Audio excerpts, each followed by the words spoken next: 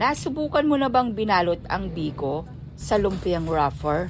Ano kayang magiging lasa nito? Halika bes, samahan mo kong gumawa ng biko na binalot sa lumpiang wrapper. So ang una, syempre, maglagay ka ng gatas sa kawa, tapos lagyan mo ng panotya, tapos combine, add ka na lang ng condensed milk. Optional lang paglalagay ng condensed milk. Kung natatamisan ka, wag mo na lang lagyan.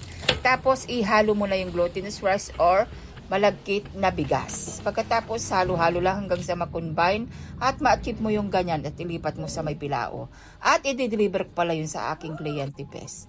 Pagkatapos yung sobra dito, binalot ko lang sa may lumpiang wrapper. Nag-add lang ako ng konting cheese at niroll ko lang na parang ganyan. Tapos ang papadikit ko dito, pwedeng tubig, pwede namang cornstarch na may halong itlog na puti. Pagkatapos ay piprito natin ito sa may kumukulong mantika, isa-isa. Kung naku-curious ka sa lasa nito bes, abay gawin mo. Ngayon naman kung tinatamad ka, bumili ka na lang dahil marami naman nabibiling ganito bes. Kaso yung nakita kong binili namin ganito, ubi biko yun. Pero ito naman ay biko bes. At pag naging golden brown na nakikita mo ganyan, iyahon mo na. Pagkatapos dun sa ating pinagprituhan, maglagay ka lamang ng ilang pirasong kutsarang asukal na brown at halu-haluin mo lang. Tapos, add ka rin ng sesame seed. Halo-halo lang hanggang sa ma-achieve mo yung ganyan. Pagkatapos, ay ihulog mo yung ating lumpia na may biko na cheese.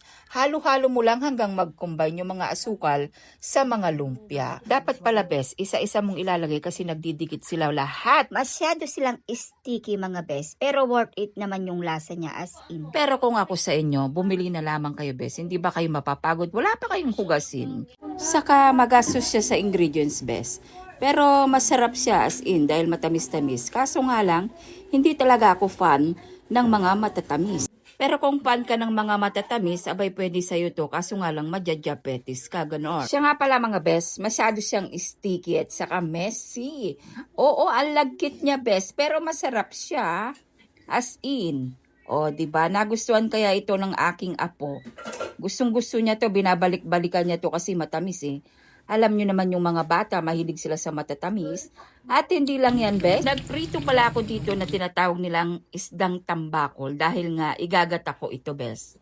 Oo, bes. Piniprito ko muna siya bago ko siya igata. Tapos, naglagay din ako ng konting meat, yobab or yobab. Inisa ko lang siya sa may luya, sibuyas, bawang. Hinalo-halo ko lang siya hanggang sa mag-golden brown siya ng kaunti. At naglagay ako dito ng sitaw, saka talong. Pwede rin naman pechay kung mayroon ka, kaso yan lang ang available po sa amin.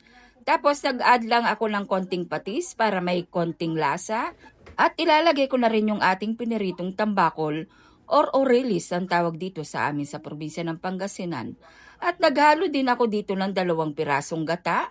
2 piraso, ibig sabihin 2 buo na gata. Yung unang piga bes, haluan mo na rin siya ng pangalawang piga na gata. Tapos pakukuloyin mo lamang ito ng mga 30 minutes. Pagkatapos ang pampasim ko dito, instead na kamyas, wala akong makita. Wala rin akong mabili bes, kaya kalamansi na lang ng konti. At naghalo din ako ng konting sili na green. Pag laging ganyan na, naiiga na siya, pwede mo na siyang iyahon sa kahirapan at pwede ka nang kumain. So ayun lang bes, sure ko lang, ingat, God bless, bye!